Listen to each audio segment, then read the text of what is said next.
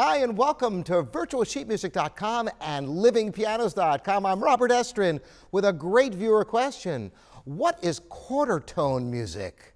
This is very interesting, and if you've ever heard it, it has a really interesting sound.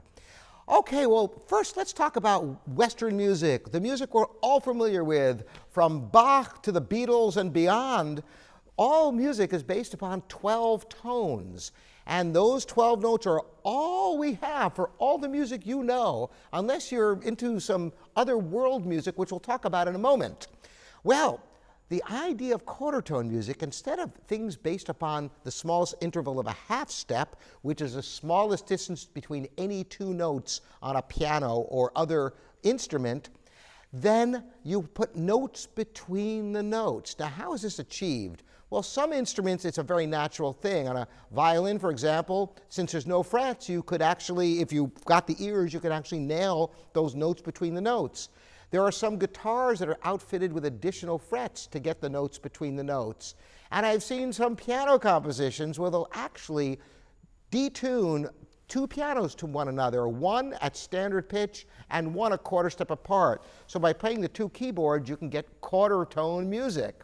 Well, what's the significance of this? Well, in reality, not a great deal. This isn't to say that there isn't some highly interesting music that makes use of this, but let's talk about the derivation of the 12 tones to begin with. Western music is built on 12 notes. You basically go A, B, C, D, E, F, G, and you have your sharps or flats between them for 12 possible notes. Where did this come to be?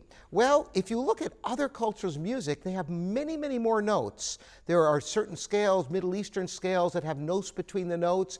Indian music has many, many different notes, and in fact, people who grew up with Indian music, they can hear pitches that Westerners cannot hear, just like there's certain people from the north, Eskimos, who can recognize different levels of white because of all the snow and all of that.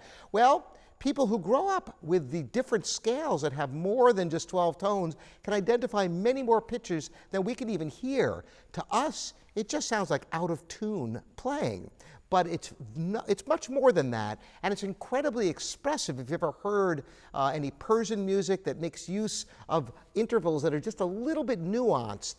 Now here's where it gets really interesting, because we're used to what is called tempered tuning.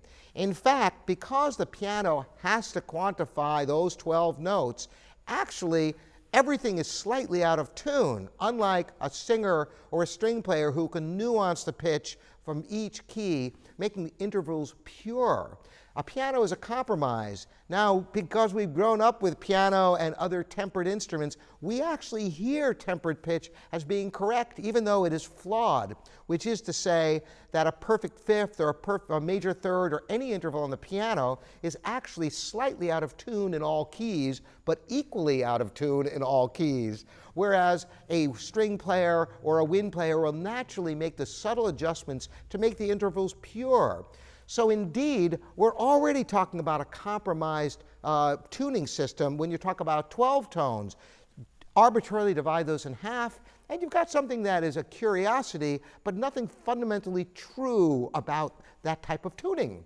Unlike Indian music and other world music that has tunings that have a real beautiful language to them that is definitely worth exploring. And I recommend it very highly to listen to microtonal music. Try throwing that into your browser and YouTube and see what you come up with, and you'll be amazed at the different sounds that you've never heard before. So I hope this has been enlightening about the significance of quarter tone music and other microtonal tunings that are available in different types of music around the world. Again, I'm Robert Estrin here at virtualsheetmusic.com and livingpianos.com.